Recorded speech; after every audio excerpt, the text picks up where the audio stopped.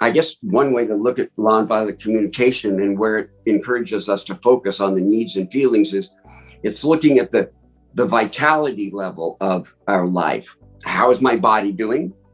How is my spirit doing? How's my mind doing? How are my relationships doing? The needs are the things which contribute to our life if we can get them met. So I'm wanting to focus on that level rather than on characterizing your moralistic, standing.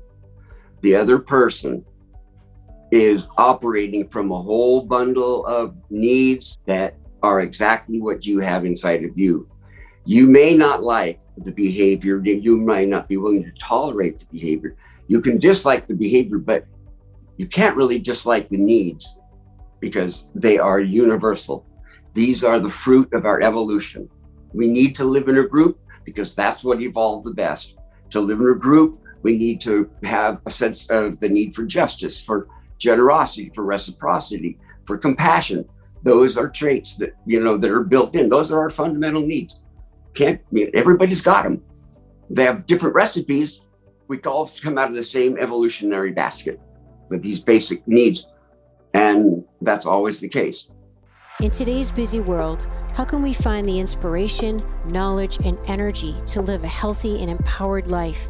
If we balance and harmonize our mind, exercise our body, live according to the laws of nature, and connect to spirit, can we find a way to heal, become our authentic self, and live our purpose with love? I am your hostess, Amy Fournier, and welcome back to Awakening Aphrodite.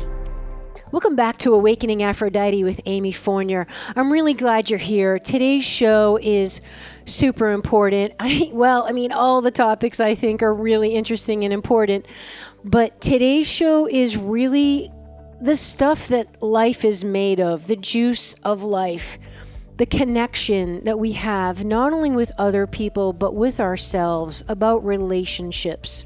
And that involves the way we communicate, the way that we think and the way we talk, the way we express ourselves, the way we listen and the way we hear. And the way that we connect not only with others, but also with ourselves and our feelings, our needs, and how we connect to our own heart as well as heart to heart with other people. We get into that in today's show, and we also talk about addictions and how to love someone with detachment so you are really serving both yourself and them. Before we get into the episode, though, with my amazing guest, I just want to give a big thanks to one of my podcast reviews on Apple iTunes. I got 5-star review from Lauren S., who says, Amy's insight into holistic health and passion for integrative healing has changed how I treat myself. Wow, that makes my heart happy, Lauren. Thank you so much. We all need to be more compassionate and loving with ourselves, and I think any bit along the way is helpful. So I'm so glad that my show helps you do that, Lauren, and thank you for taking a moment to leave a review, and it means the world to me. So today's show is with Dr. Wayland Myers. Dr. Wayland Myers is located in California, and he has over 22 years experience as a clinical practicing psychologist. He actually switched his careers. He was studying engineering and then got interested in social studies and just became alive when he discovered the world and the work of pioneering expert in communications, Marshall Rosenberg's work with nonviolent communication. So in today's show, we get into what nonviolent communication is, and Wayland gives us his unique spin on it after his practical application for years, how he's kind of tweaked it a little bit to make the original method even more effective and user-friendly. And he talks about how it's really not about a script of what to say and kind of being robotic about all of it and how to listen, but more of a mindset shift in how we communicate, with the goal being we want to connect with other people heart to heart and to hear beyond maybe sometimes anger and yelling and name calling and labels and all this stuff.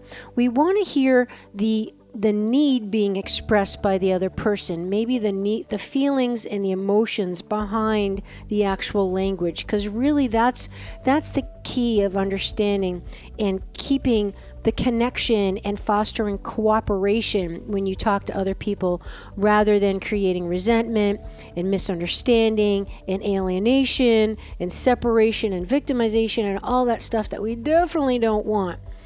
So Wayland helps to clarify for us the difference between needs and emotions and how to connect to our feelings so we can talk from the heart. He also gives tips as to how to get in touch with your emotions, as so many of us just haven't been taught to, or maybe even have been taught not to. So going back to how he had to do that himself, getting back in touch with our emotions. And then we switch gears, and I talked to Wayland about his personal firsthand experience of being a father of an addicted child, and his advice in dealing with a loved one who might have an addiction, or even if it's you, because it's really fascinating. He talks about his term of loving detachment and how to practice loving detachment, what it is, and how it's beneficial not only for you as the loving person, but for the person who does have some sort of addiction. It's really fascinating, and he explains how nonviolent communication is a very unique way of effectively helping people that have addictions. Really, really fascinating.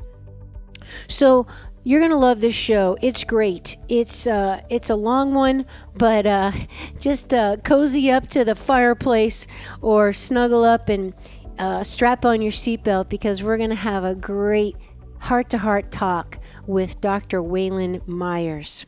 Well, thank you very much. I'm appreciative of you reaching out to chat with me.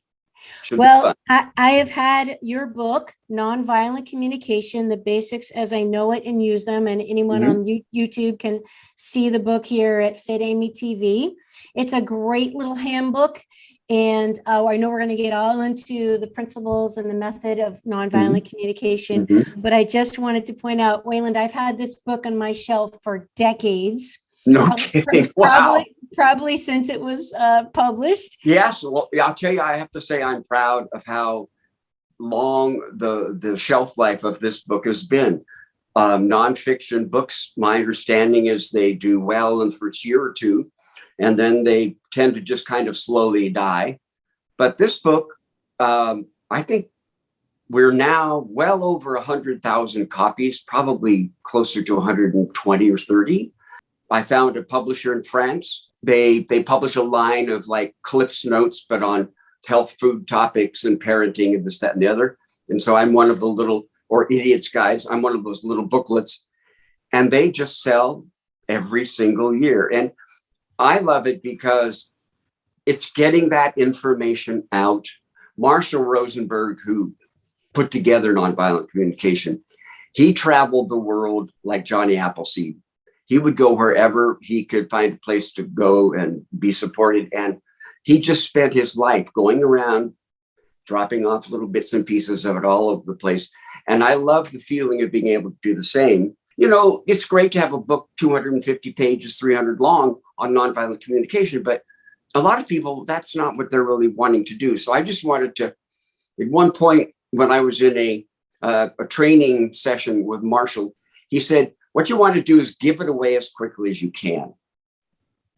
And that's what this little book, that really was one of the guiding principles of this little book, was I'd like to give this away as quickly as I can and as clearly as I can. And I was looking back through it in the last couple of weeks going, you know, how do I feel about how it's written and all of that?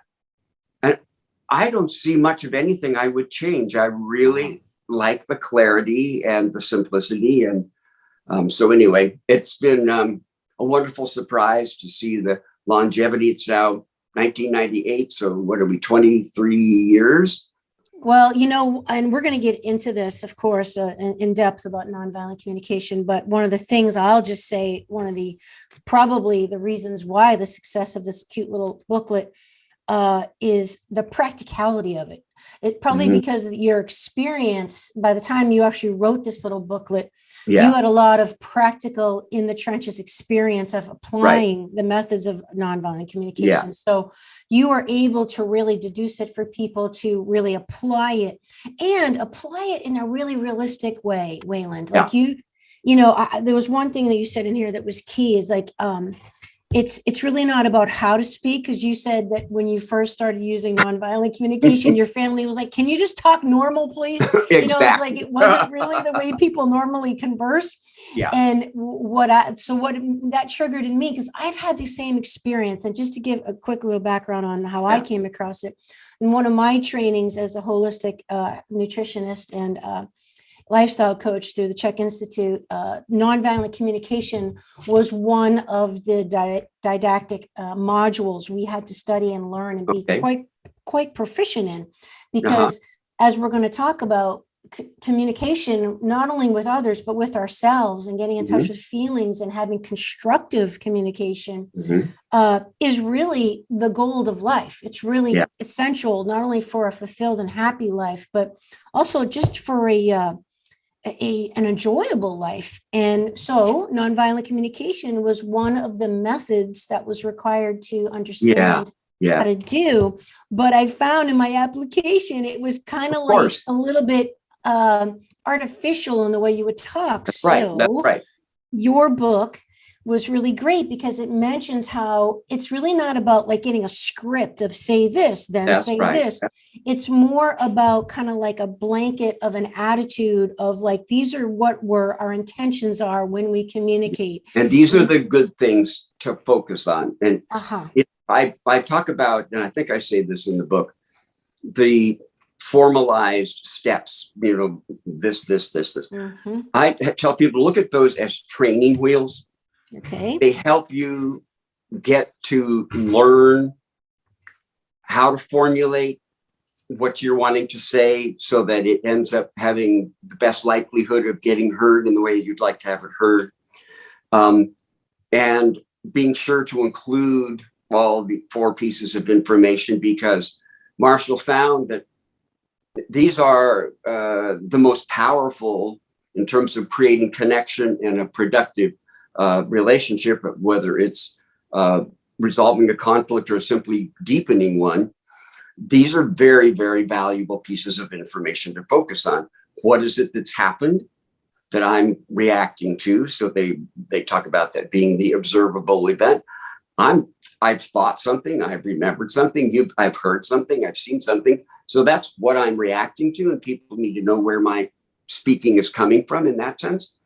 And then how I'm affected emotionally, and that being done in a very I-centered language, so that you're not saying, I feel you, this is what's going on in me in response to that, and here's how come. And that's going down to, well, what I'm needing that really was wonderful and got met, and that's why I'm feeling great. Or, wow, I really needed that and it hasn't happened, and so I don't feel great. Tying the emotions and the needs together is really critical, because if I say, I'm really excited, and I just leave it at that, you don't really know what I'm talking about unless you and I have been very, very focused in terms of selecting a topic.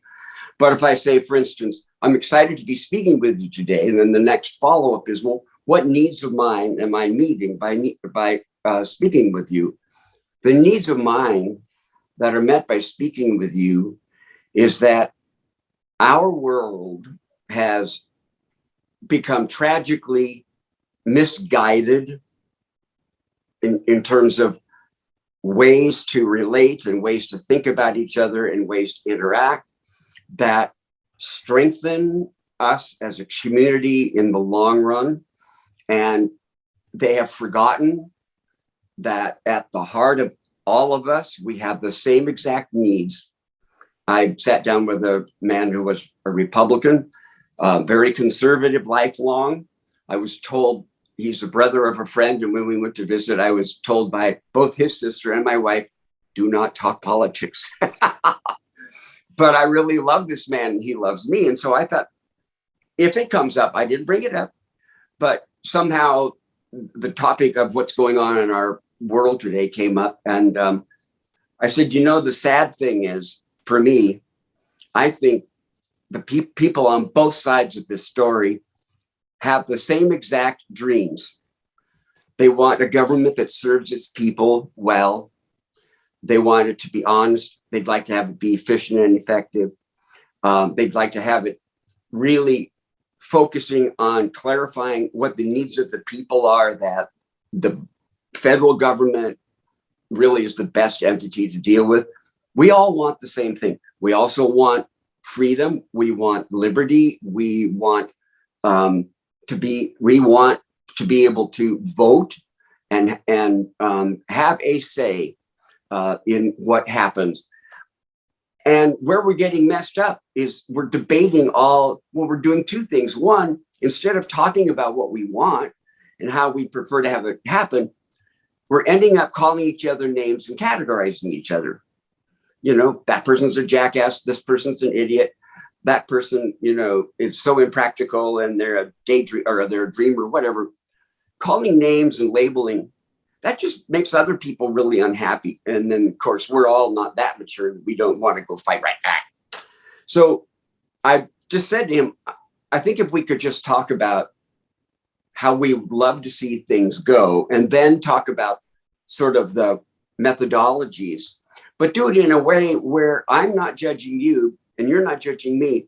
I'm coming from a place of curiosity.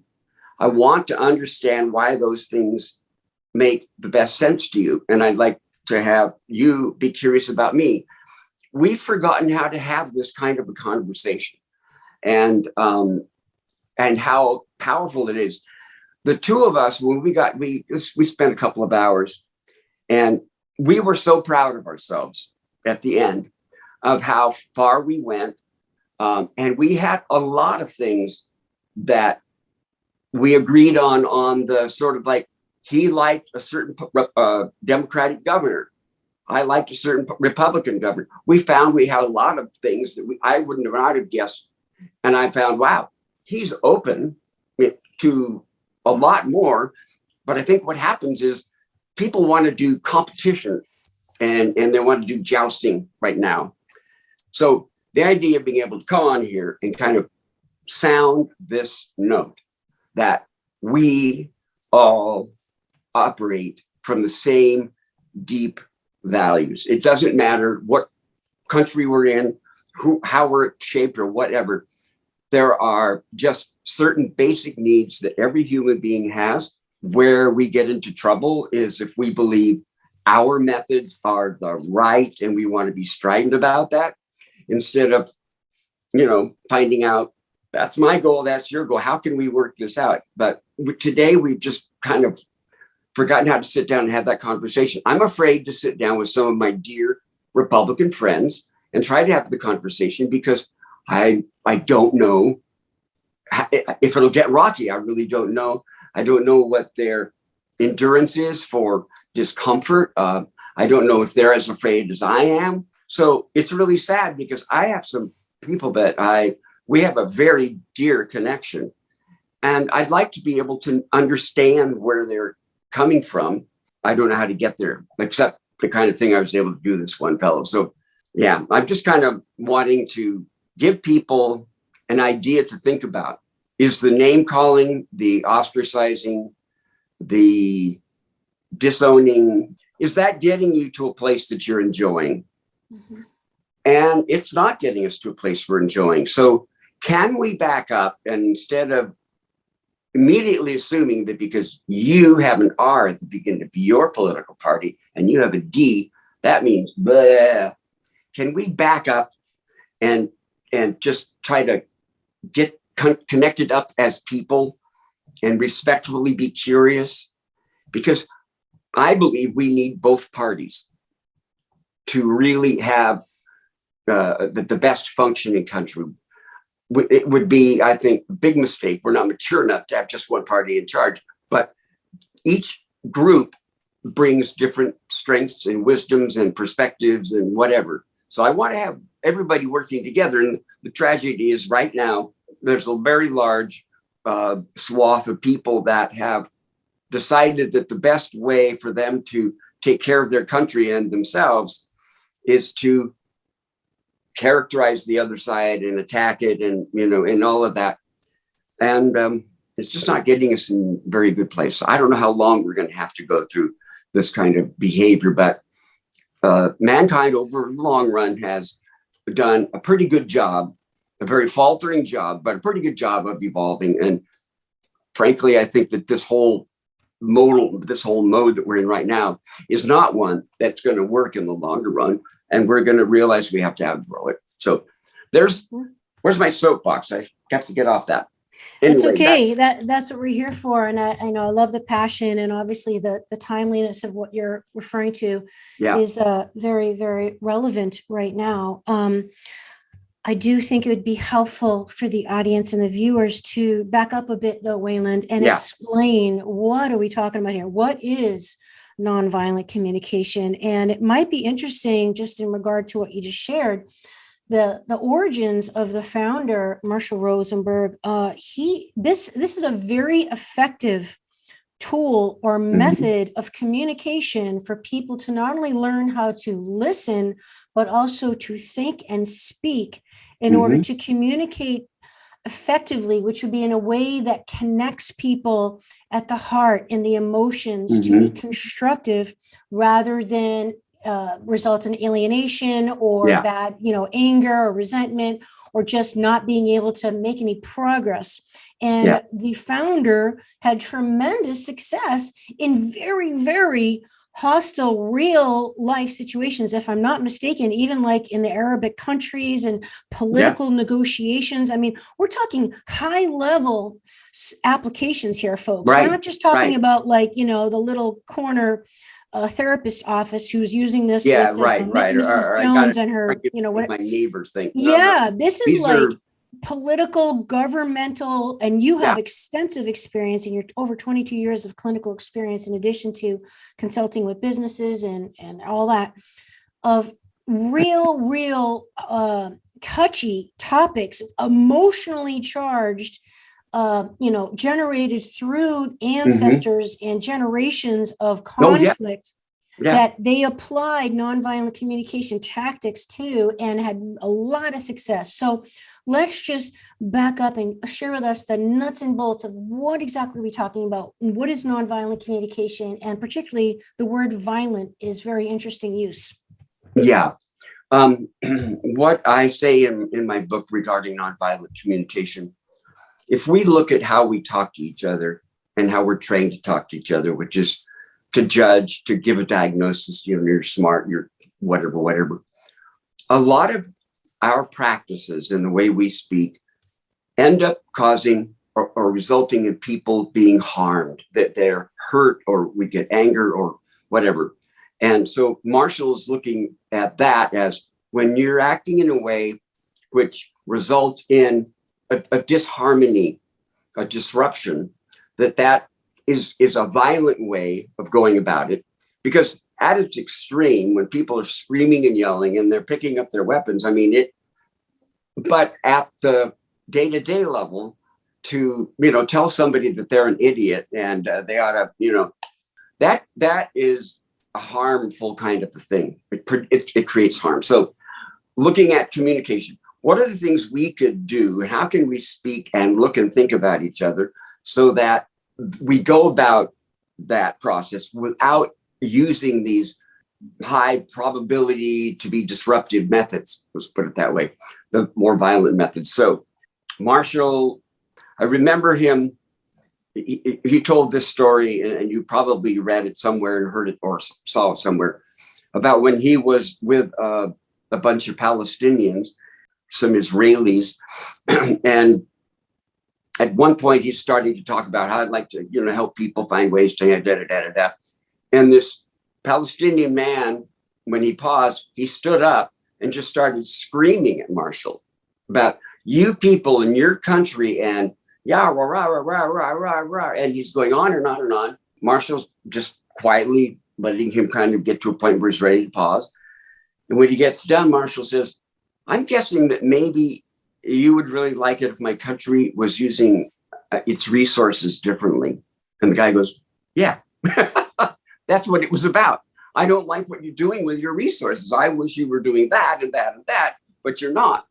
And then it was so fascinating because it really, the man knew Marshall was really trying to understand what was really so disturbing to him. And Marshall figured it out and put it in a succinct way so that the guy could go, yeah, that's the deal. I'd like, yeah. And then once people have that kind of sense that somebody else, A, is paying attention, B, they're touched and affected by what they're hearing, and that they even add to the process of this person dealing with what they're dealing with. By, well, is this the thing? And that has happened so many times in my therapeutic environment, whether it's with an individual or a couple, is I'll go, well, because of my experience, and I kind of know some of the cupboards to look at, and I'll go, well, is this really bothering you because you would have really liked to have been consulted at the very beginning, and that never happened? Yeah, I wasn't. And then we very quickly get into the meat of what is really mattering. And that is, people have needs. They have needs for, we've got a whole range of physical needs, but we've got social, spiritual, political, relationship. I mean, we've got a ton of needs. If we're talking and trying to figure out what really matters, that is naturally connecting. Instead of, anyway, I guess I won't go off on that tangent. I'm having a little difficulty because I know a lot and I'm excited, and it's like, how do I stay focused on what is going to be most helpful? But back to Marshall, over time, discovering that getting people to identify within themselves and share with others 4 basic pieces of information were really valuable to do, and to do it in a way that was moralistically clean. So I'm not saying, well, you were really abusive. That's me judging you, and that's, putting a label on you. But I'm saying, when I heard the loud voice and saw the intensity of your body language, I was really scared. A, I didn't understand that there was that much pain. B, I was really afraid that I was not going to have the opportunity to talk to you about my needs because you just wanted things to go your way. And that's what I heard. Now, I might have misunderstood you, but that's what I heard. Then the other person generally will say, well, what I mean is da, da, da, da, da. And I kind of look at it as, from my perspective, as kind of being an archaeological dig. So I want to know what it is that's happened that this person has really been upset about. I want to be sure I know that. And then I want to get the feeling. But then the for me, most fascinating part is trying to identify what is it that they're needing more of or less of, that's really important. And it's the source of all the energy behind it. So that's where I'm going. I might, ask the person if they could lower their voice. Okay, great. But then I might ask a question like, could you tell me if this had been handled in a way that would be ideal for you? Could you tell me, are you able to tell me what that would look like? And then what they may say, well, gosh, I would have liked you to have called me. We could have talked about, we could have talked about dates and what works, what doesn't work. We could have talked about venue, da, da, da, da. And so that person would say that, and I would go, okay, so you really wanted to do this as partners and co-creators rather than having me kind of take the reins. But it was really important for you to be a part of and shape where we went. That's what you needed. And generally, if I got to that point, we're now very well connected and enthusiastic about seeing what we can do to improve things. Because number one, they've been heard by me, and I've shown curiosity to really try to get exactly what it is. So number one thing people generally want is to be heard, and I'm letting them know I hear them, and that what I'm hearing matters to me. I care about that because there's a form of couples therapy where they just have one person talk and the other person listens until they feel like they can't hear anymore. And then they go back and then the other person talks and they go until this person can't hear anymore. And I've never understood it because people, unless they're aware of what's important to be sharing, there's no evolution in the conversation. You say your thing, I say my thing. I'm not really hearing you. And because you're not really talking about the things that I can kind of connect to, you don't see really any shift in my demeanor. So at any rate, I just wanted to also add to that, that one of the tactics in nonviolent communication sometimes is to, like you said, people all want to be, we all have the same needs. I've said this in many shows that, Yeah. you know, regardless of our values and our personal ethics and our race and our religion and all that, we're all human beings. At the end of Right. the day, we all have the same fundamental needs: food, water, shelter, companionship, safety, warmth, Mhm. you know, all these things. Okay. So what I love about nonviolent communication is that it starts at that groundwork. Remember that. Just remember that there's Yeah. more that unites us than divides Yeah. us. Yeah. And every human being, regardless of individual situation, wants to be seen, heard, and valued.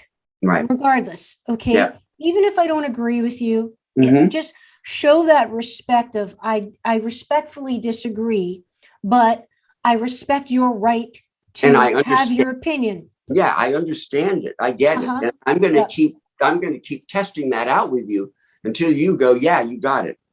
Exactly. And that's what I was going to say, is that it's very helpful sometimes to parrot back Yes. to someone what you heard them say. And sometimes you hear people say, can you please tell me what you just heard me say? So in that That's right. scenario of a therapy office where one person speaks, and I've seen this before, like in ancient cultures, they have what's the talking stick, right? Yes, They exactly. Sure. they pass around the talking stick, and that Yeah. is people sit in a circle and you pass around the stick and you hold the stick, and only person who can talk is the one holding the stick. Mhm. Everyone else has to actively listen. Now, listening is much harder than talking, right? Listening to understand is very, very energy intensive, but everyone is supposed to be listening.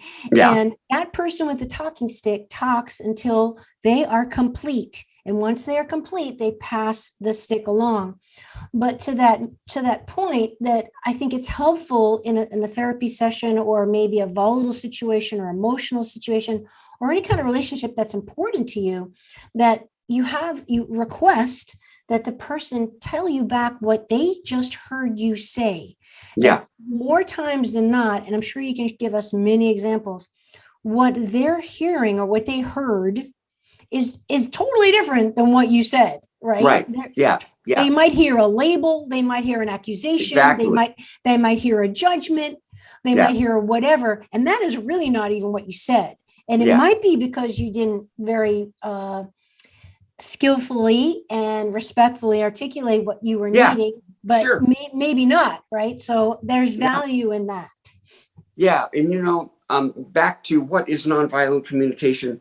Yes. I've thought about that a lot over the years because it isn't, those 4 pieces of information that is part of the kind of training of learning how to conduct a conversation and what to focus on in the conversation.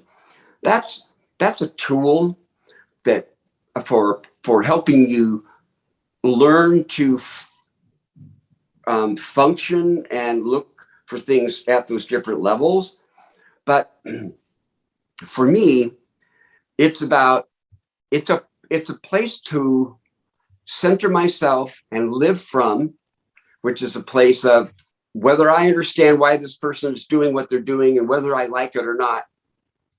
I know that somewhere down inside is a life-serving need trying to be met, and their tactics may suck, but I know that. So I'm in a position where I'm in a space of looking at that person and their world and what they're doing with a kind of an open curiosity.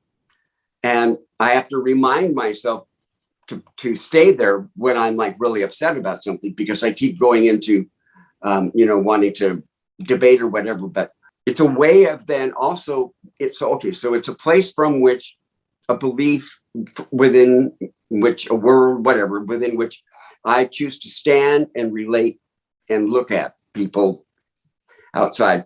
It's also knowing what to look at. What's important for me to pay attention to. And then there's the practical side of how do I convey to you and learn from you these critical pieces of information that basically all come down to what's going on in terms of your well-being about X, Y, or Z. And is there anything that you would like to have changed that would enhance your well-being or make it easier? And so we're looking to understand that place from within people that drives, that provides the energy, gives the focus. Like if I'm hungry, my stomach and body let me know that. And then it gives me the energy to pursue food. It tells me the direction to go. That's the thing that we're wanting to learn about, is what's going on inside that person's that's the need. So balance. the need is the driver. Yeah, what's the need? Yeah. Or do they want to be heard better? Do they want this? But we're looking at that. And then we're trying to do that in a way where we avoid some behaviors on our part that really cause problems. And that's the kind of nonviolent thing. And it all comes down to, am I looking through a pair of glasses that have a moralizing filter on them, so that I look at you and what I see is how right or wrong what you did is, how good or bad it is. So if I take that off, but instead I go, all right, I don't like what you're doing, and I could say to you that's jerk behavior, but I know that's not getting me where I want to go. So what do I need to know? What's going on in you? You've got something pushing to be changed because you don't have a need that's adequately met. I want to know what that is. It's not going to be helpful if I diagnose you, or if I, yell at you, or I counterattack. And of course, it gets tricky when two people are both in a great deal of pain. And, you both kind of want to go. I try as best I can. I've learned to go, okay, who do I think is in the most pain and right now has the least capacity to tolerate it? Let's start by trying to get that person's stuff out. I guess one way to look at nonviolent communication and where it encourages us to focus on the needs and feelings is it's looking at the vitality level of our life. How is my body doing? How is my spirit doing? How's my mind doing? How are my relationships doing?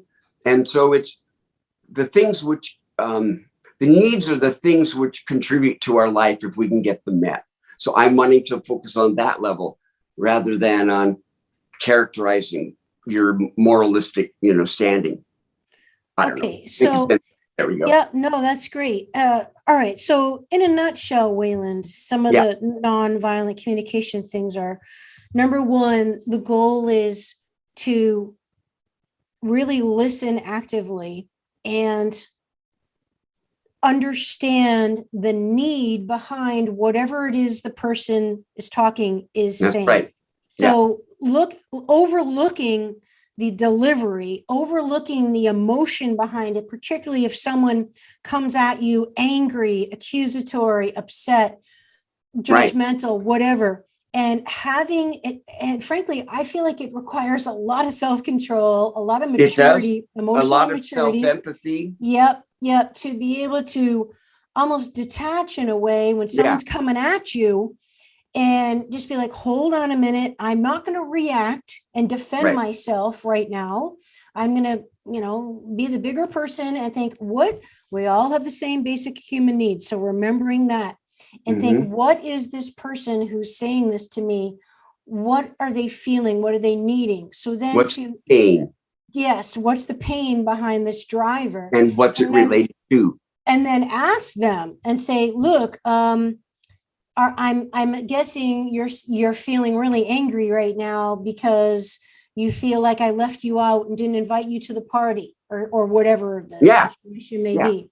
So you, instead of just reacting and saying, what are you talking about? I didn't do that. And then kind of arguing back. Yeah. Just kind of pausing and deflecting any of their negative emotion and just saying, look, I'm guessing this is how you're feeling. So connect with what you guess their unmet need is. Yeah. So you are validating how they feel. And once someone feels heard, I feel like then they take their foot off the gas a little. You know, they're like, all right, at least you heard me. You might not agree and you might still be a jerk in my eyes.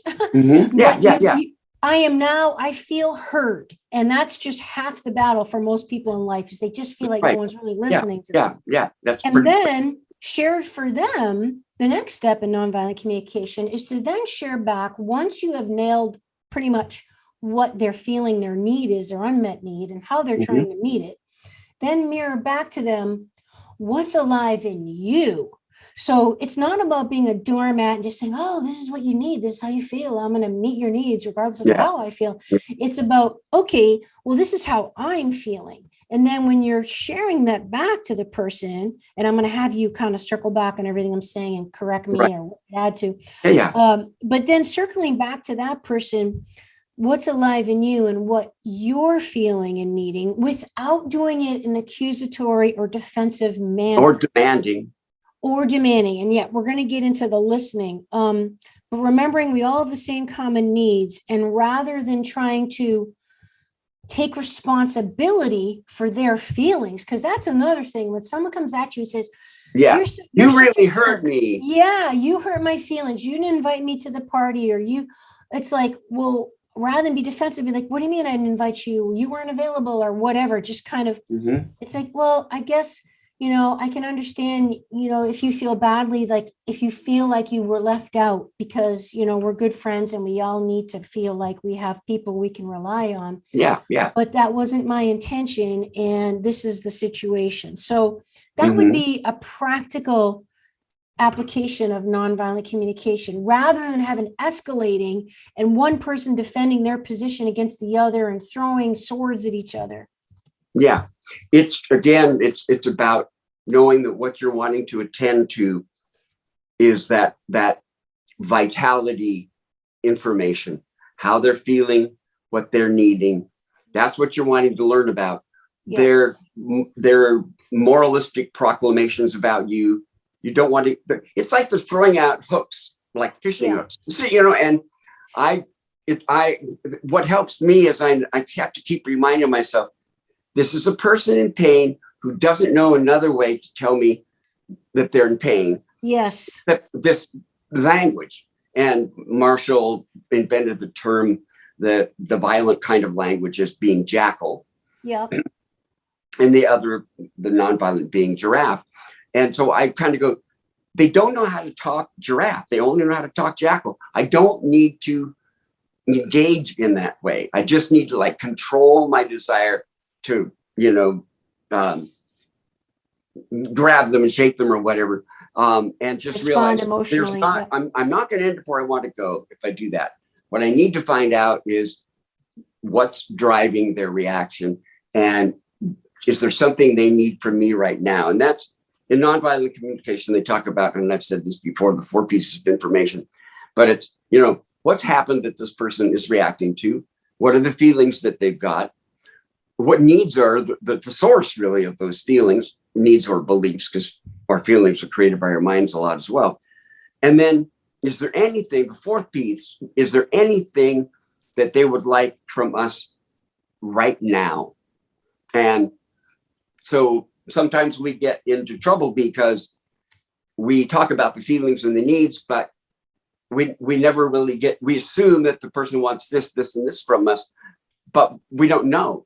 So I have learned to try to introduce a pause where I go, is there something that I could do right now that would make a difference for you, or that you would like, or you need to know, to look at what are your immediate needs in terms of this conversation that we're having. So, those are the things that we would like to know about. And nonviolent communication gives me a kind of radar system I'm going to look at that frequency, this one, and this one, so that I'm not, I know where to go. Yeah. I know where to go. And Going into debating and arguing and spewing, I know that doesn't go anywhere except further misery. So anyway. And I'm so glad you brought up that last piece of how really the cherry on the top is to ask them, what it is they're needing or wanting from you now. Yeah. And what I think is interesting is some people want literally an apology. Some people don't want an apology. They want to just know that they've been heard. They just want to know. And again, that's where the parroting that you got it. Yes, I've expressed myself, my feelings landed, like someone heard my heart, and that connecting at that heart level. And this is the kind of stuff that makes people feel supported and intimate and connected rather than isolated and alienated and alone. Yeah. And so we have to identify that, though, because it's different. Whereas some people you never even apologize. Whereas some people might be like, I don't want an apology. I want to know that you heard that I feel like I need to trust you or whatever it is. You know what I'm saying? Right. And we can only know when we ask, Mm-hmm. What is it that I can do? Or what is it that would make us go on from here or patch it up? So ask. Yeah. Oprah, I read a quote from Oprah Winfrey a number of years ago that I really liked. And she said, people need to be, they need to be heard, but then they need to know that what you've heard matters. Okay. So, maybe I understand that you would like to have an apology and here's how that would be good for you. But do I care? Does it wow, I don't like that. I mean, you need to know that what you've said, how it matters to me. Mm-hmm. Am I sad? Am I, what? Mm-hmm. That's really where you get the kind of spark of connection. Mm-hmm. Is I am affected in some way by what I've learned about how you are. Mm-hmm. It matters to me. Well, I think what's key too is that you mentioned in a lot of your work is the underlying principle here is the connection between needs, emotions, and human behavior. And we have to understand that relationship of how, needs, we've talked about that physical, social, spiritual needs we all have in common. And then emotions are more of the sensations that the body, mind, spirit gives us. And they are drivers. They're drivers to take action to remedy. That's what emotions are for, is they give you action. Or energy rather. Yeah, energy in motion is something people used to say about emotion, but it's how our needs get our attention, focus it, and then provide the energy for going about taking care of things. That's the role of emotion. Yes. That's the role of emotion. And emotions are neither good nor bad. People, they're just what's going on. It's like, I'm sad.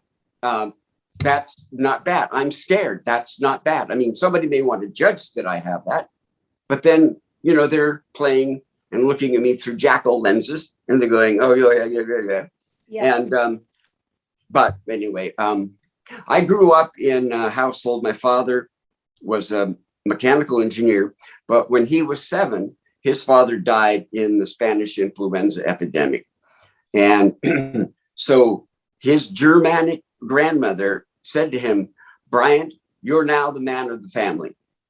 Okay, he's 7 years old. He's got a brother. Yeah, 7. He's got a brother 4 years younger. And he's told this has got to be his role.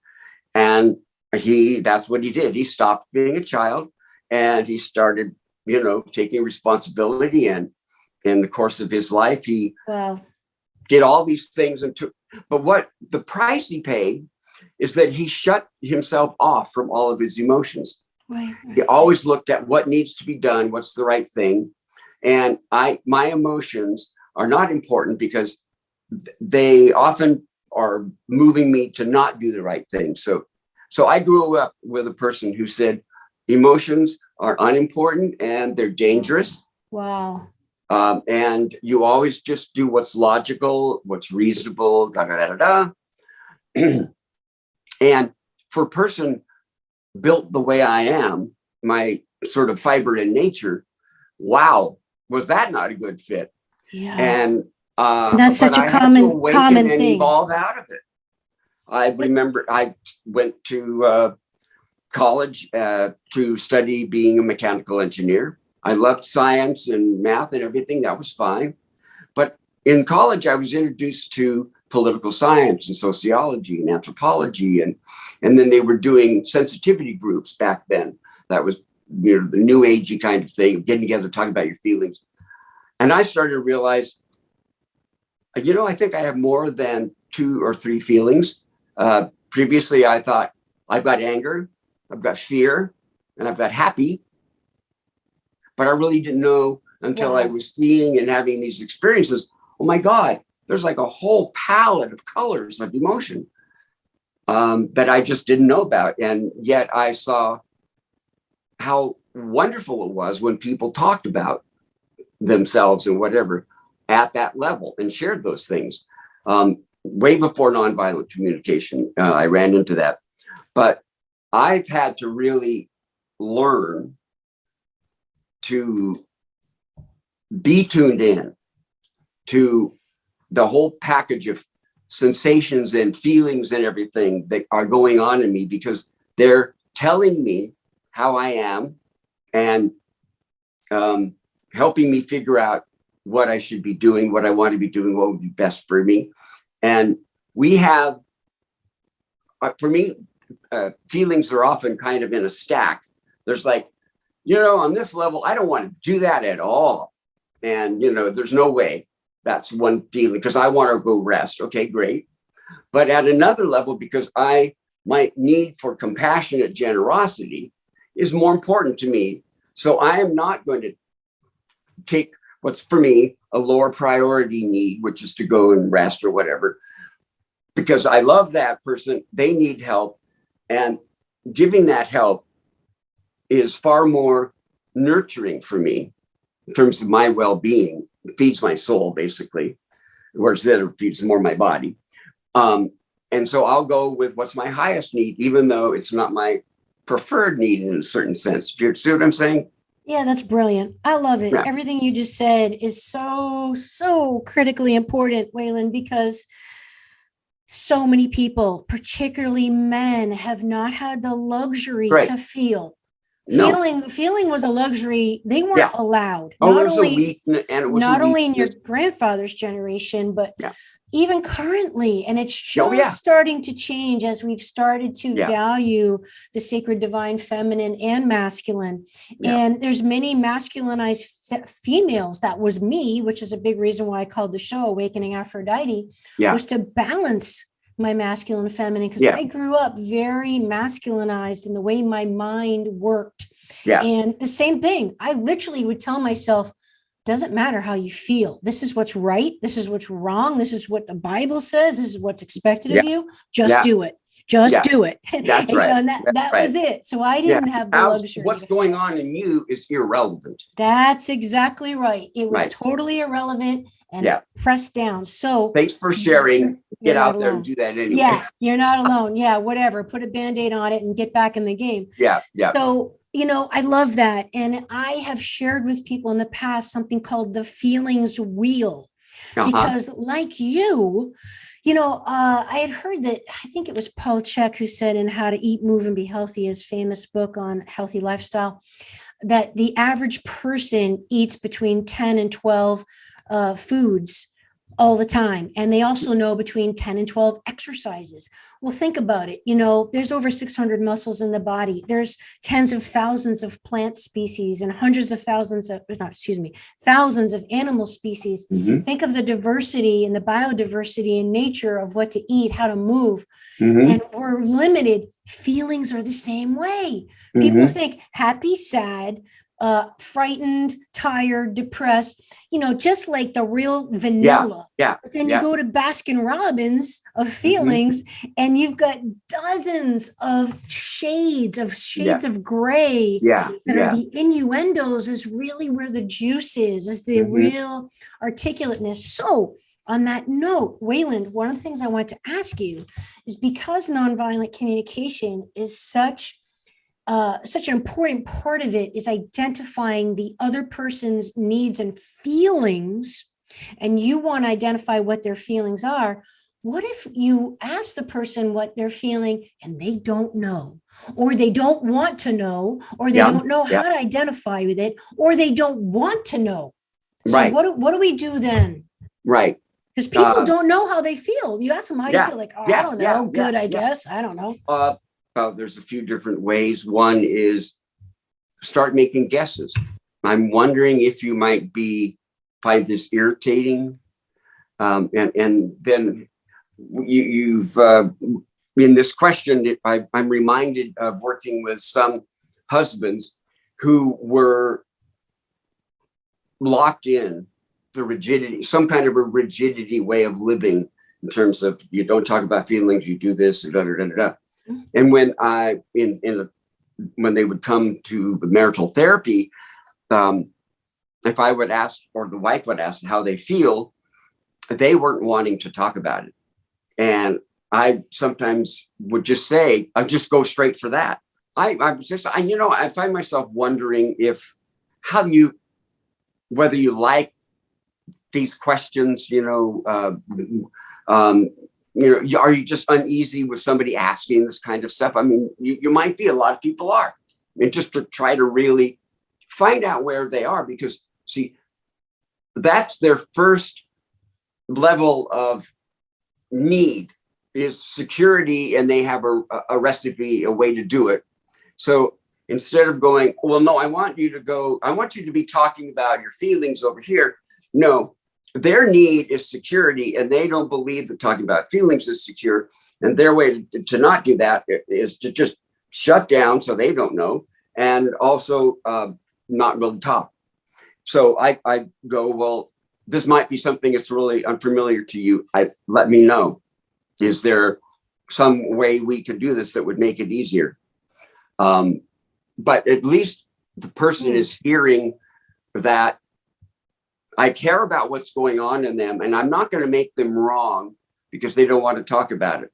But what I am going to do is probably then share with them where I'm coming from when I am asking the questions. Why am I asking? Let me tell you why I ask. And why I ask is because the way human beings have evolved, the way that bonds are created between them is when people share something that's a vulnerability for them. And so if I know a little bit about what matters and how you feel about it, I can connect with you. But if I don't, then I'm like, I don't know how, I can't figure out what to do. I don't know what I can do that would help or what wouldn't help. And you're only left to your own judgments. And I feel disconnected. And you're only left to your own assumptions. I feel you. Yeah. Right? I mean, you're just going to assume you know where they're coming from, and you could be totally wrong. Yeah. And so I often would guess, they'd say, no. But you know how it is. You give somebody a guess, and that helps them clarify what it really is. Well, no, I'm not really feeling annoyed. I guess I'm really feeling, well, it's actually hurt. Uh-huh. And so the guessing often helps the process. Doesn't matter if I guess wrong.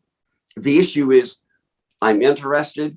Mm-hmm. I'm wanting to know, and I'm going to work to help if they're willing to try to figure out and identify what it is that matters the most to them. And you're respectful. Yeah.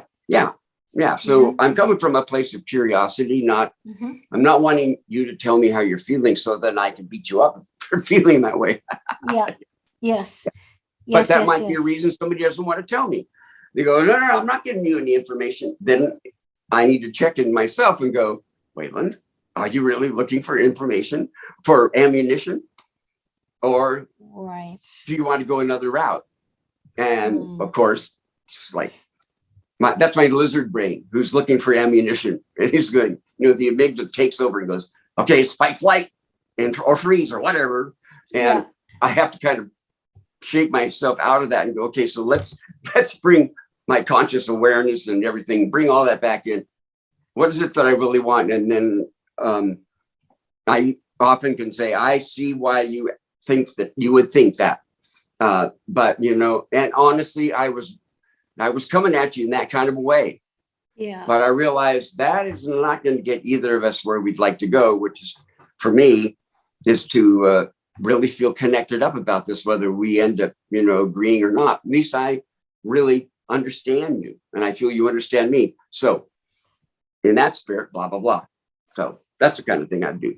I love it. Okay, so let's just go into a practical application of what we're talking about in identifying our feelings. Again, because I just think it's worth staying on, Wayland, because it's surprisingly hard for people. It's been surprisingly hard for me, as I mentioned, due to my upbringing of really not ever practicing and living in my feelings. So I've only just begun to get much better at it.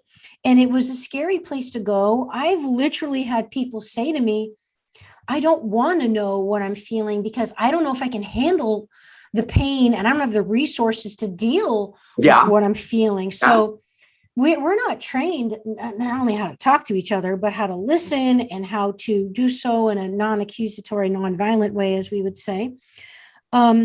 But I think it's very helpful. Back to your book, Nonviolent Communication, the basics as I know and use them. You actually give in here so many practical examples. I would just like to refer to it if you don't mind, because you explain to people, if you say to some, because first of all, let me make the point that it's important to reiterate, we're not responsible for someone else's feelings. So we can respect them and want to know what they are, which is very important. Right. But it doesn't mean we're responsible for making them feel that way.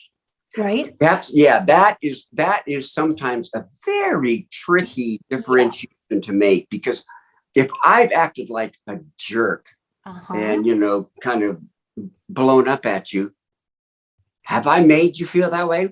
I've provided you a very powerful stimulus for having that reaction, and so I do have a responsibility. But hey, if you were Gandhi, you would just go, oh, I still love you. Right. So just water off your back. It's complex. I do provide a stimulus and for the person to react to, and so it's just tricky. That's all I can say. I totally agree, and that was actually and that was just another one of my points down the road, was something about how when we're dealing with something that's very heated or emotional, and particularly if we're being attacked or triggered, like you said, and to have that ability to ascend and detach a little bit and just not take it personally. Who was it? Eleanor Roosevelt, who said, no one can make you feel anything without your permission, is that we have to take our sovereignty back and not be a victim, but choose how we respond rather than react. I think we have some power to make a decision that changes how our feelings are. But I don't know. I don't know if I'd agree with what sounds like a black and white statement on Eleanor's part. We are certainly the origin of our feelings, because it's my needs. If you act A, I feel happy because that happened to meet my A need. And if you act B, I may feel really unhappy because my B need is really to get that. So it's my needs that are really the sort of source of all the energy and intensity, and depending on which need is sort of the subject of the situation. But your behavior, you certainly have a responsibility for how you act. And a lot of times I've had to say, I really, really am very unhappy that I went that route. And I know it hurts you, and that, that's not what I want to do. And I'm really, really sorry. And I'm going to try to be a little more aware, not, tip down that rabbit hole the next time. And then I would finish with something like, can you tell me how you feel hearing that?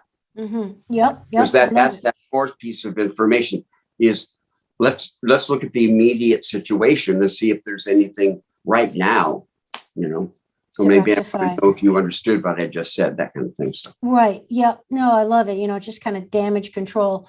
But I'm sure you're familiar with the book by Don Miguel Luis. I think I got his name right. And the first one is Don't Take It Personally, right? The four agreements that and this kind of, I think, speaks to what we're saying, is that it's easier to let it roll off your back if you don't take it personally. And that, I guess that's an easy way to not react to someone's making you feel a certain way. And another way to look at it too, I had someone explain it to me once, like there is some truth to it, because if you squeeze an orange, what are you going to get out of that? What's going to come out of it? Orange juice, right? Why? Because orange juice is inside the orange. So if you get angry after something someone says, it's tapping into some kind of anger inside of you. Otherwise, it wouldn't be able to come out because it had to be in there in the first place. Well, and that's another way of saying what I was saying, which is it's my need, the status of my needs in whatever topic area, that is the reason I react in one way versus another. If I'm feeling really good about myself, so like my need for feeling proud and good is really high, and you come in and you try to rip me a new one, I might have no problem, because my need for feeling good about myself is there. I trust it, I feel it, and so no problem. But so I just I don't have the if there is a wisdom to get that would allow me to parse out that whole question, I ain't found it yet. Tough one. Me too, Wayland. Me too. But there is a choice. Yeah, there is a choice that I can make, which is, what attitude am I going to hold as I look at this situation? And that's where I have power. Is I can kind of go, well, I could look at it that way, or maybe I will put the fact that at one level I feel very hurt. I'll put that on, the shelf for a moment and go back and try to learn more about what that person is really reacting to, experiencing, and saying, because the further I go there, I'll probably know more. I'll feel more that reaction comes from their need structure, and my part is smaller than initially they wanted to, or they believed it was. So I often have to make that kind of a strategic choice. Strategic choice. I love it. I will also add that, I think our ability to respond in a composed, mindful, emotionally, spiritually mature, elevated way is definitely correlated with our self-care and our rest, right? Because our fuse is a lot shorter when we haven't taken care of our physical needs, back to our health, sleep, water, eating properly, balancing our blood sugar, our hormones, our stress level, right? Your ability to even apply nonviolent communication techniques is going to be contingent upon your self-care and lifestyle. Yeah, well, yes and no, because we do have the ability to, like I was saying in that example before, that my needs are there's a priority stacking to them. Yeah. And my need may be, I'm exhausted, dehydrated, and blah, blah, blah, blah, blah, blah. But a more important need to my spirit is to go ahead and keep serving. So, for sure. I guess I just meant if someone. At least I know, and I realize, but as soon as you can, y'all better go over and take care of those things, because you won't be able to serve for very long.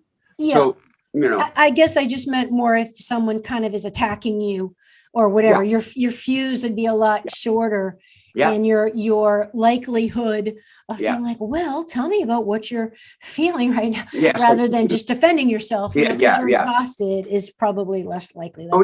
Absolutely.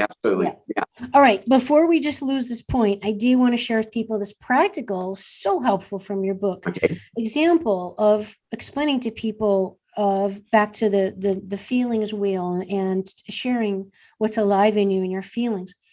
You give the example of giving too little information and saying, well, I feel hurt.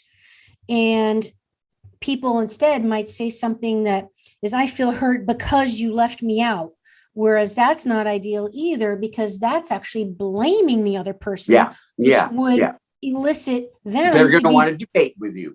They're going to want to debate or defend themselves. Right? Defend themselves, Yep. So what's more ideal, the nonviolent communication, rather than saying I feel hurt, or rather than saying I feel hurt because you left me out, is to say something like, I'm hurting because I like to feel included. So that's a nonviolent communication. Because I'm talking about my need. I want to be included. I'm not talking about what you did. There you go. I'm not characterizing what you did. Another tricky maneuver to pull off at times, Brilliant. Yeah. And this is why it's so effective. It's interesting dichotomy, Wayland, because nonviolent communication focuses on the other person, but it also focuses on you. It's absolutely. I need to be able to convey that same exact stuff to the other person. That needs to be the material of our conversation, is both of those things, my needs and feelings and their needs and feelings, and negotiating things out. That needs to be what we're both doing. It's not, yes, people need to be heard, but maybe you're the one who needs to be heard first. It's funny you just said that, because I was just going to say, isn't the order important? Because all my research, it seemed to be that it was saying, get their needs first, or identify what is their need first, then share yours. Is that not important, the order? No, I alluded to this earlier, saying when I'm in a situation where two people are really hurting and it's very, very intense. Let's just say if I'm hurting and somebody they're also really hurting and we're both in great pain, and I want to scream at them and they're wanting to scream at me. What I do is I go, which person do I think has the greatest pain and is the most disabled by it? The most unable to tolerate it and manage it. And if that's me, then I might ask per se, can I go first? Because I just need to say something to kind of lessen my level of intensity before I can really hear what's going on with you. Or I might say, we're both yelling at each other. And I don't really think we're going to get where we want to go. I think probably it would be good if one of us started out. And again, I'm going to direct the conversation to the topics of how were you feeling? And how's that tied into your needs? What would you, so that, if I'm in an okay enough space and I can kind of hang with my pain, I've got enough self-empathy or whatever, great. I'll listen to them first. That's generally the case because I have far more practice and skills at being able to do that than most people do, just because it's been something I've been interested in. So very often I can do that, and I can just stop and go, well, I'll listen to them first. But there are times when I know I got to say something because I don't have the ability to live with this pain for very long. So, okay. So to wrap up the nonviolent communication idea, is the goal is to connect and understand at the human heart level, and keep in mind that we all have the same fundamental needs. Unfortunately, we all have different ways of expressing or methods to go about which we try to get those needs met, and we might not agree. But the goal is to understand each other, to understand them, to have them understand you, to hear each other, to express our truth, and then see where it goes from there. It's not about judging who's right, who's wrong, but it requires an open mind. It requires an open heart, and just the goal to understand and connect rather than to have one up on someone else or be or punish or whatever, or punish, or coerce or convince or anything like that. Or just fix. You're not trying to fix anybody. Or ostracize. One of the things that's gotten clear in my mind as we've talked today, I'm very grateful for, and that is that one way to frame it is that what we want to do is focus on finding out what's most vital to each other in that moment. Okay. What's most vital to you that's really driving where you're at, and then As what's in the most need, vital to me. the need. Yeah. Yeah. And so it's just about going for what's most important, but what's vital, because I don't know, I will stop there, but I like the idea that what we're looking for is what's most vital to you about this whole thing, what's most important. So, and to my point earlier, that might mean or require assistance in people excavating what it is they're really feeling to really that's get right. to, and Yeah. that's an investment emotionally, energetically in someone else, which is a form of love. Yeah. Putting Yes, the energy into someone yeah. is a form of love. Yeah. So, Well, and they can see this person is genuinely interested and wants to understand. And whether I'm happy with them or not, at least I'm seeing they're making a genuine effort.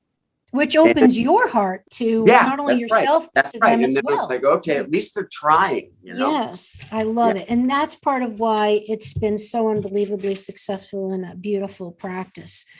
Now, Wayland, if I know we're up on time here, but I just really would love to just take a few more moments to talk about your amazing work on addictions and loving people in a detached way, how to love people with detachment, particularly when it comes to people with addictions. It is amazing, the rampantness of addictive behaviors and tendencies, whether it be workaholism, which I've been addicted to, social media, shopping, food, religion, alcohol, drugs, sex, religion, drugs, ideas, rock and roll.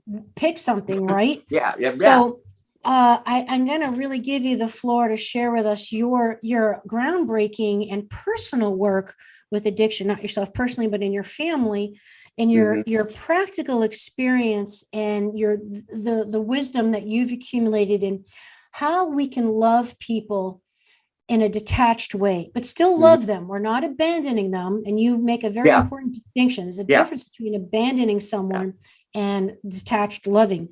So please explain to us your thoughts on detached loving and addiction. My introduction to this whole topic and world came when I got a phone call at 9 a.m. From my daughter's junior high, and she was 11, and they said, you need to come and pick up Christine and she's fine with me telling the story. She was caught smoking marijuana on a side street of the school this morning. And so I go and they give me a folder, and inside the folder are probably 20, 30 handwritten notes from her parents excusing her, like she was sick or whatever. So it's like, wow, a lot's been going on. And just for the people that were listening and not viewing, he did air quotes. They weren't really from her parents. Oh yeah, that's right. Yeah, they were self. She wrote her own. They were Christine's. Christine was the author. She faked the notes. And she had friends, write it anyway. Yeah. So clearly Christine was really in trouble. Christine's very bright and very enthusiastic and strong-willed and all that. Well, this was the beginning of what ended up being about a 5-year grueling journey through me trying to figure out what a parent's role is with an addictive child, because it's different from what a spouse's role or a parent with an adult child, but this is a minor child. So they talk about just detach and let the person encounter the natural consequences of their behavior. Don't try to prevent them from getting F's or getting fired or whatever. Well, that parents, that doesn't work for most parents. Because we feel a responsibility. Our job is to try to help grow this human being into a constructive, kind of adult. So,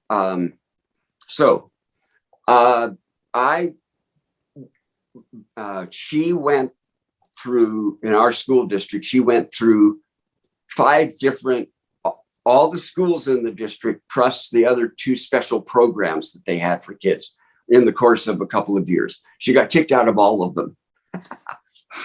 So eventually things came to a head where she decided that living at home, her parents were just too controlling and restrictive, and so she needed to run away. And I think she was not quite 16 yet, but she was going to go get jobs and live somewhere at some friend's house. And then when she was 16, she was going to get emancipated.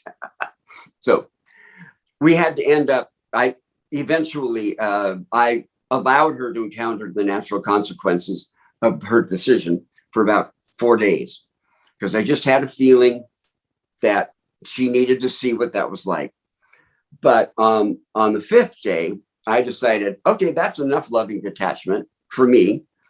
I now feel the need to do something. So I had kept track of where she was, and through a lot of working the system, got the address and phone number of the place she was staying. And it was a drug dealer's apartment. She had gotten, in 4 days, she'd gotten 3 different jobs at like sandwich shops and, stationery stores or whatever. She was just in full rebellion mode.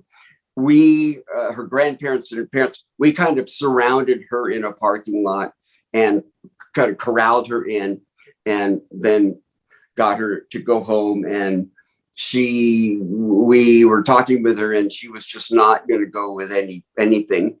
And so she, at one point, went to go out the front door of the house. And I realized I wasn't willing to let that happen, but I wasn't willing to get into a fight. So I just simply stood there and did what I needed to do so she couldn't get out, but I wasn't fighting her.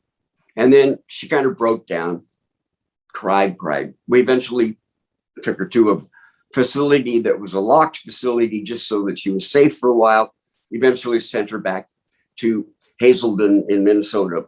And she went through a program there, got kicked out day 27 of a 29-day program. She was then, they helped us place her in a home for girls like herself, where for some reason, a husband and a wife decided that was their mission, to take girls who've been kicked out of a bunch of stuff and help. That was supposed to be a 3 to 4 month program. She stayed 11 months.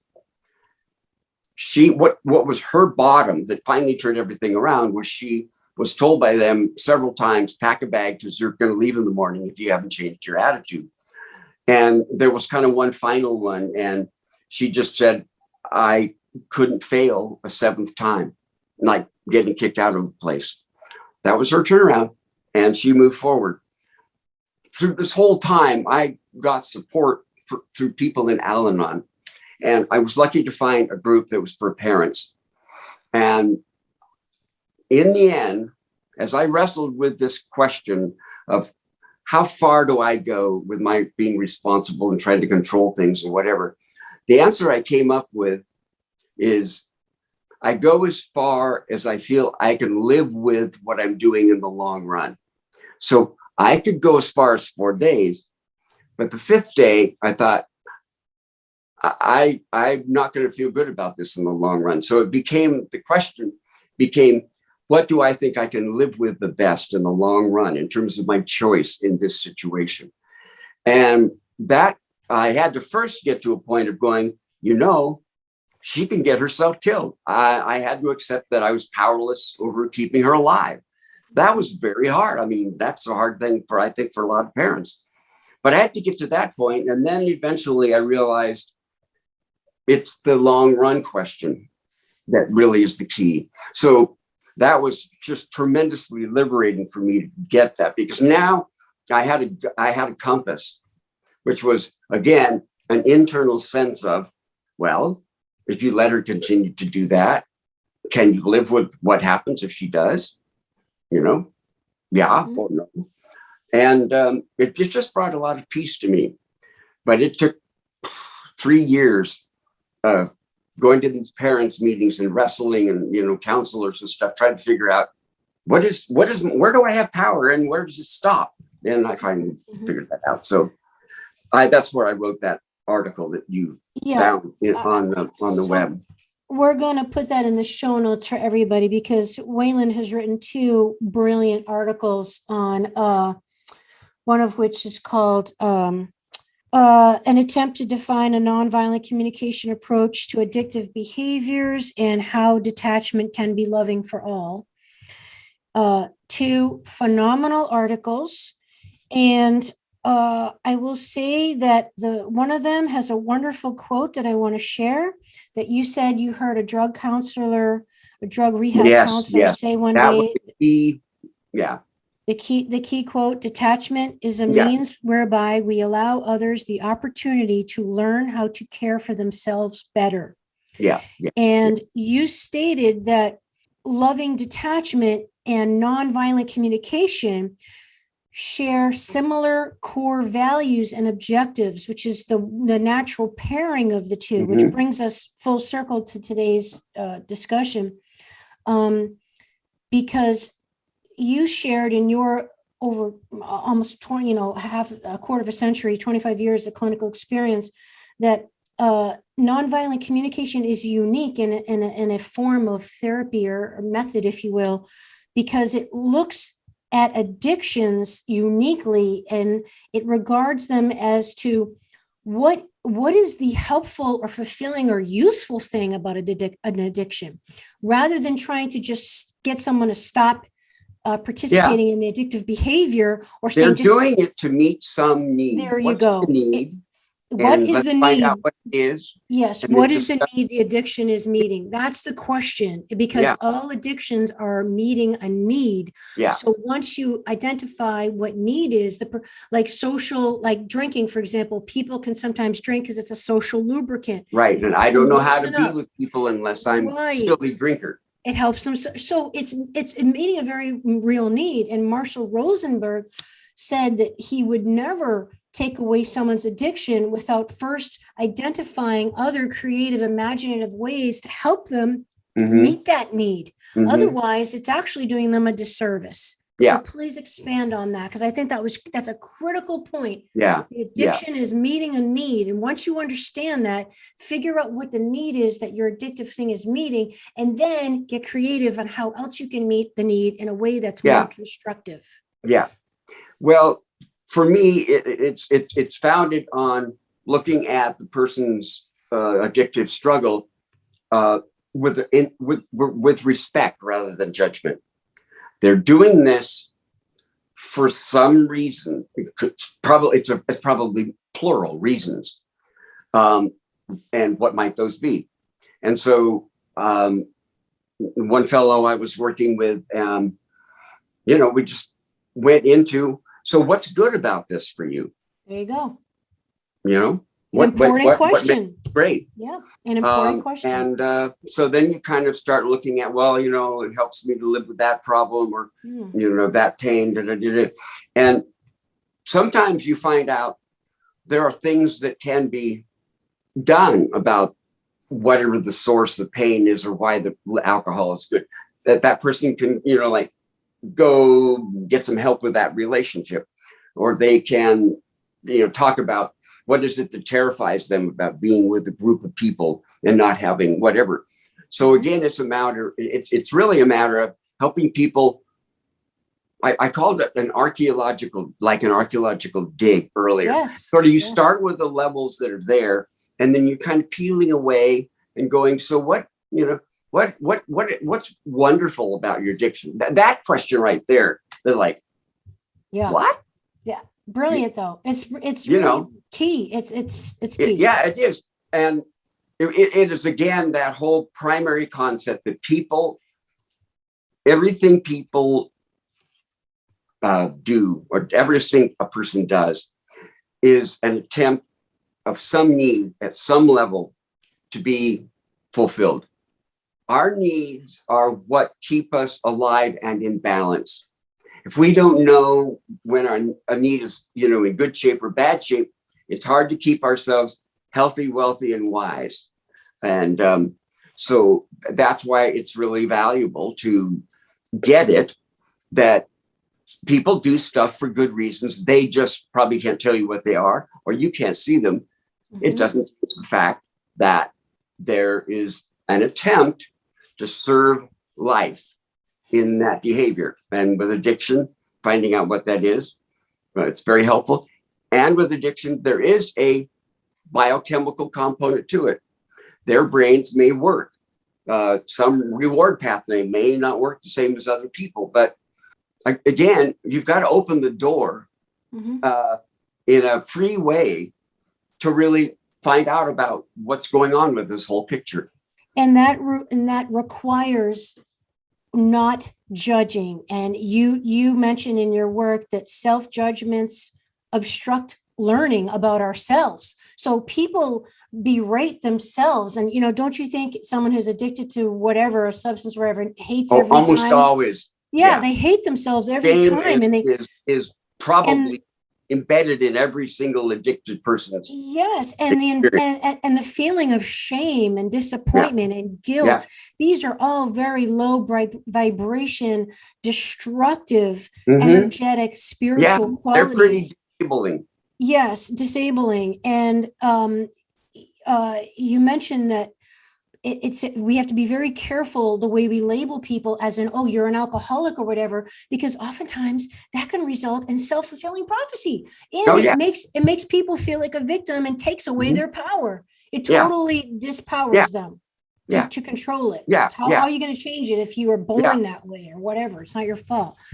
But I just want to share before we get to the end, Wayland, that it's very important, I think, in this, again, these two brilliant articles, you share the benefits of not only why it's beneficial for the addicted person for you to detach with love, but also beneficial for you to detach with love. That number one, for the other person, they develop the ability to tap into their own inner resources rather than going outside of themselves and looking to other people to solve problems for them, which ultimately develops their confidence and their self-efficacy and their self-esteem. That's critical. So if you are always rescuing them and doing all the things that they probably should be doing for them, you are denying them the ability, opportunity, the opportunity to develop their own inner resources. Number two, by lovingly detach, you say that they learn to trust themselves. And let me tell you, I have learned firsthand the critical importance of self-trust and how rare it really is. And number three, you say they learn how to ask for help, which is amazingly uncommon, that people don't ask for help when they need help. Right. I did that as well. And number four, you say they learn the importance of accountability and learning the tough lessons that comes with just, being an adult. Consequences, the natural consequences that show up. And that is what fosters maturity and, responsibility. I don't know how to provide the opportunity for maturity to happen unless those things are done. Self-esteem, I believe, is the consequence of experiencing your competence over and over again. Oh, I could do that. Well, if nobody's letting me do it, and a lot of parents today are hyper protective. They don't want their children to have upsets about all these different things. Well, if you don't have the opportunity to find out and figure out for yourself how to get by, how to self-soothe, how to, whatever, well, you don't develop those skills. But it's so cute, because if instead of doing something for the kid, you help them figure out how to do it and do it themselves, they beam, because it's like, oh, I am a person who did that. That's who I am. And it's a confidence that comes from experiencing your competence working. I love it. I just never heard it explained that way. I just think it's so important how, that learning to, and it requires probably the person having discipline to lovingly detach, but keeping in mind that it's mutually beneficial, not only for them, it's actually, maybe another way of saying it is tough love, right? Like this is my way of loving you, is teaching you to be more self-reliant, is teaching you to be more inner resourceful. It's teaching you to do, like you said, learn how to self-soothe a little bit, and you said that you learned your own deeply personal, painful experience by remembering the bigger picture, the long-term gain, was how you lovingly detached from your daughter. Yeah. Yeah. And helpful. a couple of things. Loving detachment is not black and white. Okay. It's like you don't cut them off, and, it's not cutting people off. Okay. Actually, I would even say it's not tough love in the sense of I do it because it'll be good for them. But this is, I think, is a good distinction. I hadn't made it before right now. And I think really what it's about is modeling self-care. Yes. That I am checking within myself. What am I comfortable doing? How far am I comfortable going? And I'm listening to me. And so although somebody might call me doing X, me being, what's the term, codependent or whatever. For me, it's the right thing that fits for me, that I can live with in the long run. So I'm really, it's about me becoming clearer and clearer about what I want to do, what I don't want to do, what I feel good about doing, don't feel good about doing. And it allows the other, because I'm not in there meddling and making the decisions. It allows them to have the opportunity to figure that stuff out themselves. But they don't have to do it alone. It's not like I'm, you can talk to me and, I might have ideas, but it's about really being clear about, well, now that's your stuff, your world. This is mine. And there we are. And I love you, but there's some things I'm not able to do. And here's why. Well, here's what prevents me from being able to do that. Interesting. So you're also role modeling healthy boundaries, is what I'm hearing you say. Yeah. Which is challenging. There is no formula that you can put the variables in and calculate and get the answer. Okay, I should lovingly detach right now. People think we might be able to find that, but you just have to discover it from within yourself, where you can go and where you can't, and then trust life. Yeah. I love it. That's, I think every person can relate to having a family member, or at least someone that they really care about, that they feel like is just heading right into a train wreck, and that feeling of powerlessness to sit by and watch as you're seeing the slow motion wreck about to happen. And there's nothing you can do about it. It is one of, I think, life's most painful things, at least that I've experienced. But I like to say, the best thing we can try to do is give people a good example, and just follow your heart, and just do at the end of the day what you feel is right. They're getting a chance to experience a person who's being authentic. There you go.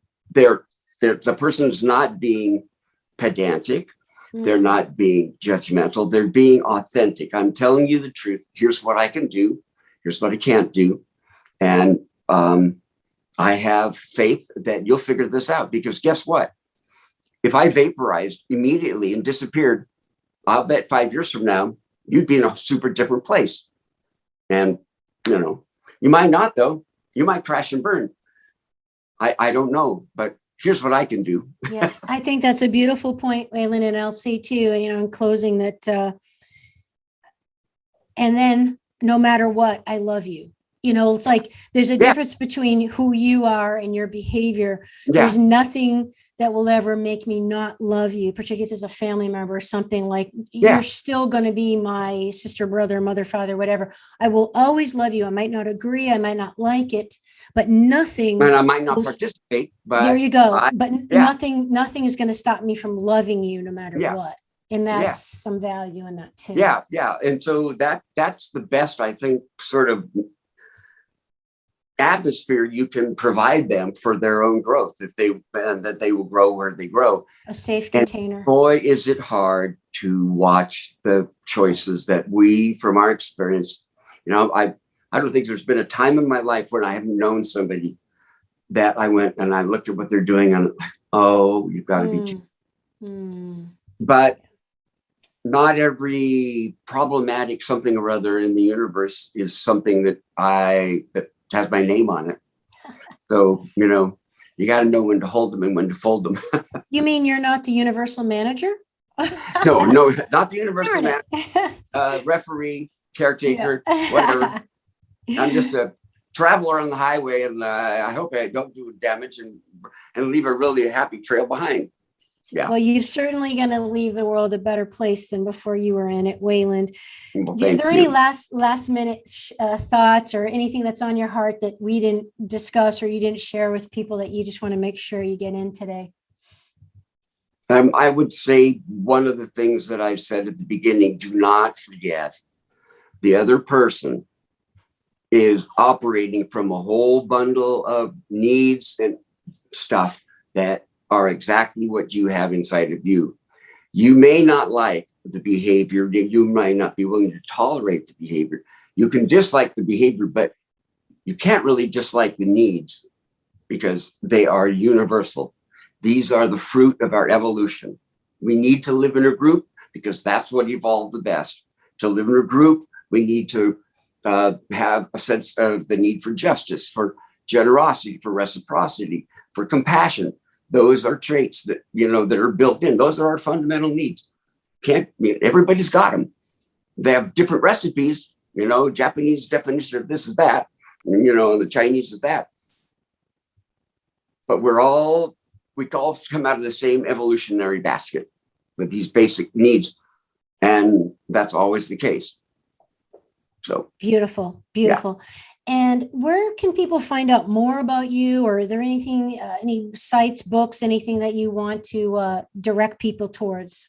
I'd say if they have questions, they can certainly email a question to me at, the Wayland PM at iCloud.com, which I think will be part of your whatever. The book is easily available at Amazon. It's very inexpensive. Yeah. And I am in a transitional time where I'm working on figuring out what I'm going to do next. So I'm in a gestation period and I don't have anything to direct people at, except I have recognized that I want to take that loving detachment article and add into it the real world experience of how that got applied and how it turned out. And just my daughter found her ground. And the thing about people finding their bottoms is that then they have something to push off of. And a lot of people push off and they go pretty far. Right. That's an interesting concept. And this will be in the show notes, but waylandmyers.com. Yes, and that's the website. Articles. Yeah. Very, that'll be in the show notes, everybody. Okay. There's 2 amazing articles and Wayland's amazing little pocketbook, Nonviolent Communication, the Basics as I Know and Use Them. Mm-hmm. Super cute, super effective. Dr. Wayland. The Center for Nonviolent Communication.org, cnvc.org. Yep. They have lists and wheels of emotions and needs and things like that. So those were helpful in the beginning because I didn't even know that was an emotion that I could have. So there is that there. Me too. There's a lot of trainers, a lot of written materials out there now. There's a website called nonviolentcommunication.com. They're the primary publishers of all of this stuff. Yep. Nonviolent communication. So there's a very rich world out there, even though Marshall left it a couple of years ago. There's a lot out there. Yeah. So he left a legacy, that's for sure. I have one of the original audio book training things. It was like a 12 CD case. Oh, yes. Yeah. It's like I have one of the originals. Yeah. But your book is, I'm gonna say your book is the one that's in my nightstand. That's for sure. Well, that's wonderful. Thank you so much. And I appreciate the opportunity to share. And I hope that this has met your needs for whatever you were hoping to have happen in the show. I just hope it helps the world communicate and heal and go to the next phase. People that realize, like we keep saying, there's more that unites us than divides us. And let's come together at the table and create with open hearts and minds and, go to that next level together. So I hope we did our part. I think we did. Let's behave better. There you go. There you go. Okay. Anyway. Wayland, thank you so very much. And everybody, thanks for watching or listening, leaving a review, and sharing this with a friend if it was helpful to you. Bye-bye. Goodbye. Would you like to support my mission to help empower people all over the world to be all of who they truly are? If so, please subscribe to the show, leave a review on iTunes, and share it with a friend. And if you're looking to take immediate action to align your energy and optimize your health, visit amyfournier.com. Thanks for listening to Awakening Aphrodite. Let's awaken her together in you. I'm your hostess, Amy Fournier, and I already can't wait to be with you again and for you to hear what I have planned for the next show. Thanks for listening to Awakening Aphrodite with Amy Fournier. To learn more about Amy, check out her website, amyfournier.com. That's amyfournier.com. You can also check out Amy's live and on-demand virtual fitness and yoga classes, and sign up for her newsletter to receive a free mini ebook of 3 of her top tips for making holistic health a lifestyle. Again, that's amyfournier.com, and get your ebook sent to your email immediately. Connect with Amy on the daily on Instagram at FitAmyTV, FitAmyTV, and watch many of the podcast episodes and subtopic clips on her YouTube channel, which is also FitAmyTV. Enjoy, and we'll see you next time on Awakening Aphrodite.